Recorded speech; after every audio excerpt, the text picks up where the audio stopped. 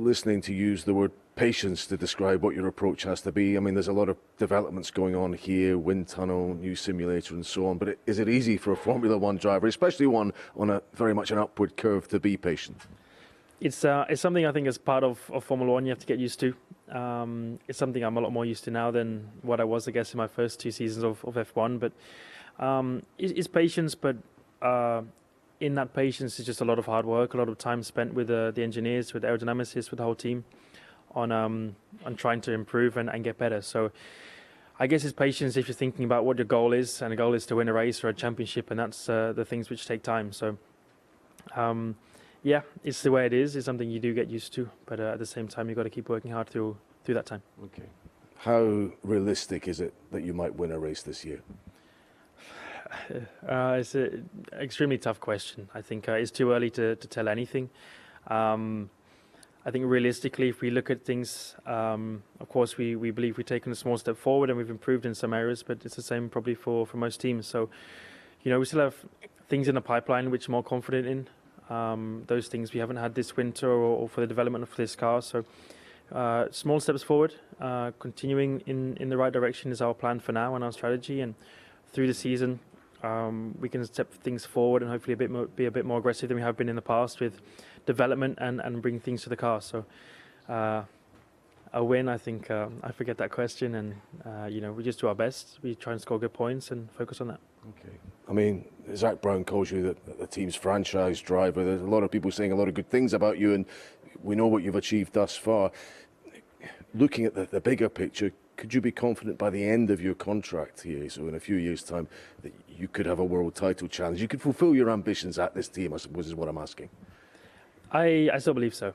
I probably wouldn't be here I wouldn't have signed such a long contract if I didn't believe in that. So it's still a big ask. We still have a lot of work to do, a lot of progress to make. But I have faith, at least for 24 and especially into 25, that I'll have much better chances than what I got now and we've had in the previous season. So yeah, like I said, big ask, a lot of work to be done from my side to improve still and from the team side. But I'm committed for the next few seasons to try and achieve that, and I would love to achieve it with the team more than anything. So yeah, we'll continue to work hard and try and make those steps forward. Were you concerned about Andreas Seidel leaving? How did you feel about that? I mean, a bit of a shock to me at the time, but at the same time, these things happen.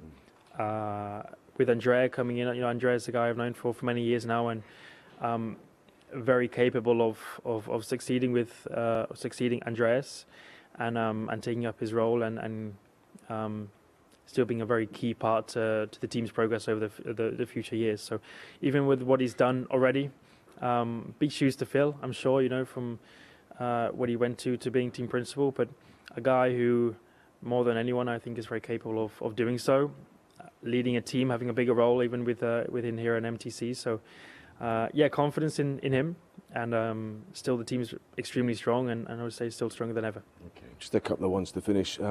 We've become used to drivers speaking out on subjects that mean a lot to them, and there's been a bit of questioning whether they would get to do that as freely as they have before. Have we gone past the point where we can turn back on that, go back to a stage where drivers can't say what they feel on important matters? I mean, I don't believe that's the right. I think we should have freedom of speech and say what we believe in. And I guess not just anything we want, but things that we believe in and things which, as teams or people or drivers, can have a good impact for the world and for people watching, our fans and so on. So I don't think you want a place which is defined and locked down and so on. You want people to be themselves and people who can help the world around us. I think that's what Formula One is very good at, both from a car and technology perspective, but also from us as drivers with so many fans, hundreds of thousands of millions of fans who follow all of us together. So I think with what Formula One have said, that we should have freedom of speech and do what we and feel free to say what we want to say if we think about it and it's a positive impact for everyone around us.